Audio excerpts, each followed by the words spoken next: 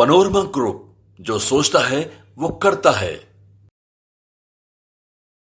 नमस्कार, आप देख रहे हैं भारत लाइव और मैं हूं हमजा अब्बास। देखिए, जैसे जैसे चुनाव नज़दीक आ रहा है वैसे वैसे सियासत जो है तूल पकड़ते जा रही है। बयानबाजियों का सिलसिला जो है वो शुरू हो गया है। 2024 ही चुनावी साल है जिसमें लोकसभा का जो है चुनाव जो है वो होने वाला है। और चुनाव के साथ साथ बिहार को जो है एक बड़ा मुद्दा पेश आ रहा है सीट शेयरिंग को लेकर के, जिसमें जो है गठबंधन की जो पार्टियां हैं वो एक दूसरे के ऊपर हमलावर हैं, एक दूसरे के ऊपर बयान दे रही हैं।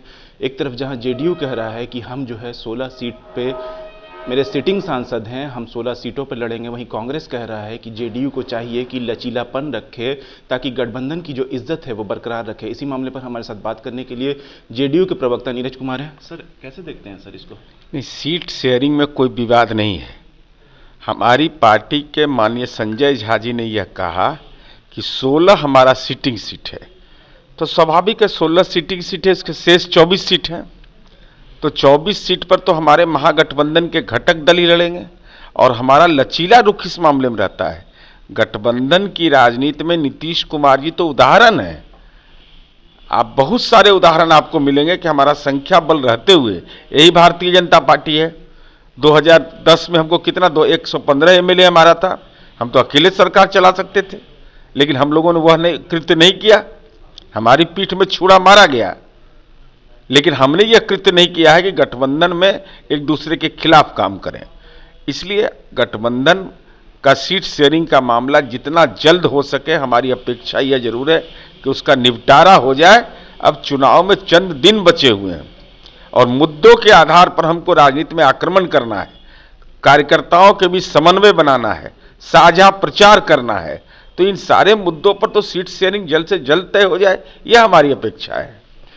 सर, संजय झा ने साफ कहा है कि कांग्रेस की तरफ से जो है सीट शेयरिंग को लेकर के डिले किया गया है। नीतीश कुमार चाहते थे कि अक्टूबर में ही सीट शेयरिंग का मामला जो है वो तय पा जाए ताकि चुनाव की जो है वो शुरुआत की जा सके। माननीय संजय झा जी तो कोऑर्डिनेशन कमेटी के सदस्य हैं ना, तो स्वाभाविक है उनको सारी बात की जानकारी है।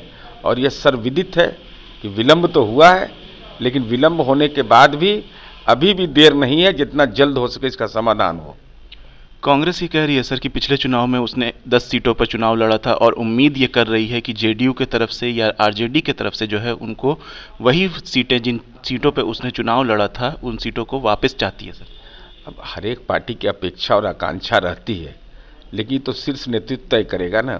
कांग्रेस की प्रदेश कमेटी आला कमान को भेजेगी। आला कमान निश्चित रूप से नियमित संपर्क में है बिहार में, और बिहार तो गैर भाजपा दलों का एक ऐसा हमने गठबंधन बनाया है, वो आइकॉन है। इसलिए बिहार में कहीं गठबंधन में स्लिप करने की जरूरत नहीं है।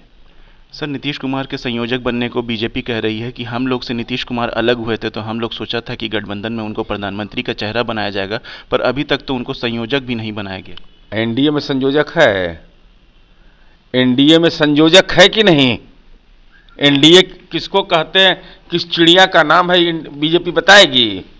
आज हालत यह है कि एनडीए में हम लोग के बाद बैठक किए, 38 पार्टी का गठबंधन बताए। 37 पार्टी में से 27 पार्टी में एक भी लोकसभा का एमपी नहीं है। ये लगता है पहाड़गंज स्टेशन पर से पकड़ लिया कि चलो चलो चलो मीटिंग है एनडीए का।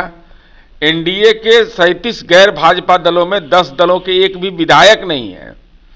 आप समझ लीजिए इन लोग की स्थिति क्या है। और हम पर आरोप लगा रहे हैं।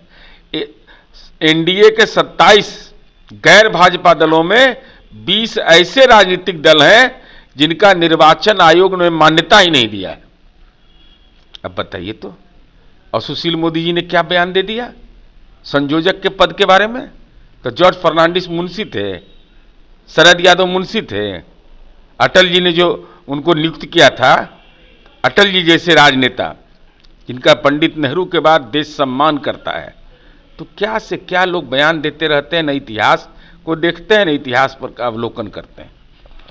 सर, जैसे देखा जा रहा है कि जेडीयू के मंत्री लोग जो हैं वो बार बार बयान ये दे रहे हैं कि नीतीश कुमार इस लायक हैं कि उनको प्रधानमंत्री का उम्मीदवार बनाया जाए, तो क्या अब लगता है कि जेडीयू चाहती है कि नीतीश कुमार प्रधानमंत्री के उम्मीदवार बने? हम किसी पद के उम्मीदवार नहीं हैं, न पद सृजन हमने किया है।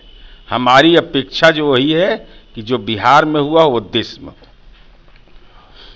ये थे हमारे साथ जेडीयू के मुख्य प्रवक्ता नीरज कुमार, जिन्होंने साफ साफ कहा है कि हम चाहते हैं कि जो बिहार में हुआ है वो देश में हो, और नीतीश कुमार इस लायक हैं कि सबकी रहनुमाई कर सकें। ऐसी तमाम अपडेट्स के लिए देखते रहिए भारत लाइव। शुक्रिया। पनोरमा ग्रुप, जो सोचता है वो करता है।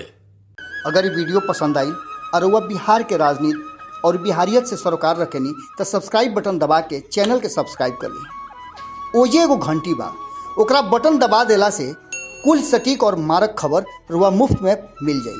अगर रुआ पत्रकारिता के हमनी के नया प्रयोग में सहयोग कर चाहतानी तो ज्वाइन बटन दबा दी। पेटीएम नंबर नोट कर ली 9386816700। धन्यवाद।